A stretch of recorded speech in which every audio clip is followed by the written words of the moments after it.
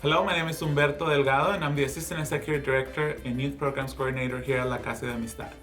Today we're going to be showing you how to make a tasty and delicious guacamole.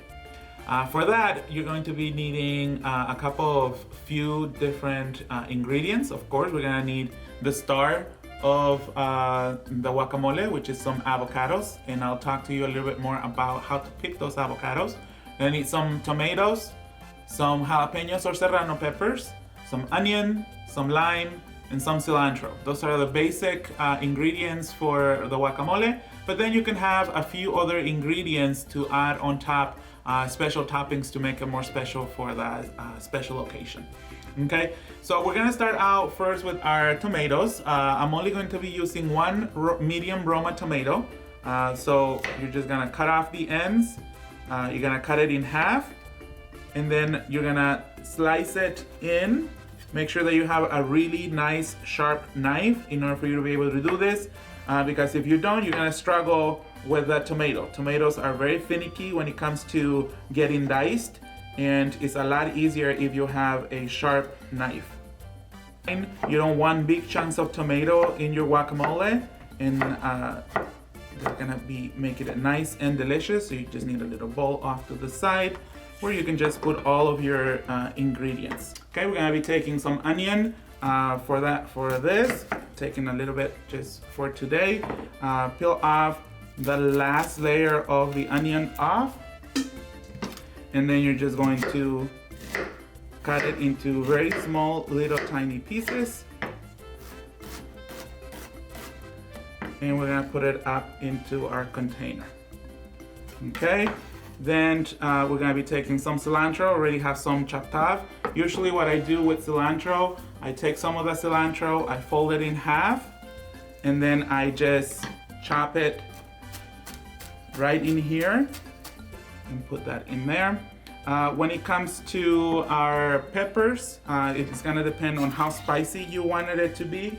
So then with the jalapenos or the serranos, you just wanna cut them in half.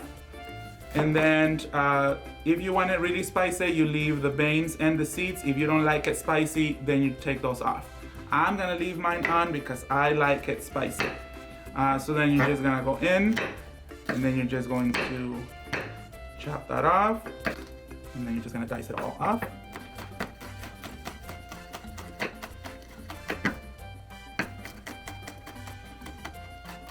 You're gonna bring in your little bowl and put all those in there. Okay, we're gonna be needing a lime, so we're gonna be cutting that in half. You can actually roll it, which is something that I did before cutting it in half, and that releases some of the juices. Or if you have a really bad lime, you can actually put it in the microwave for maybe 10 to 15 seconds, and that'll release some of the juices. Okay, so we're gonna start out with our this fancy bowl right here. This is actually my mom's molcajete, which is a Mexican blender, basically. This is what pre-Hispanic cultures used to blend spices and different things like that. Okay, so we're gonna start out. We're gonna put in our tomato.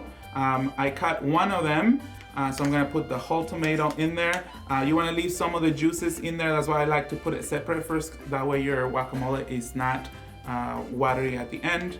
You're gonna put in a couple of spoonfuls of the onions. Okay, you're gonna put in your jalapenos or your serrano peppers, again, depending on how spicy you wanted it to be. Then about, I would say, 2 spoonfuls or about 2 tablespoons of the cilantro. Okay, then you're gonna leave that. Then you're gonna be taking in your avocados, which is the star of the whole guacamole. When you pick your avocados, make sure that they're nice and firm but soft at the touch. You don't want them really hard because then they won't be good. You can also check, if you take the little pit at the top, to check to see if they're nice and green inside. If that's the case, then you'll be good. Of course, today that I wanted to show you how to take a pit off, it doesn't work properly, but we can always try it again with the next avocado. And see, now that worked, and now this is out.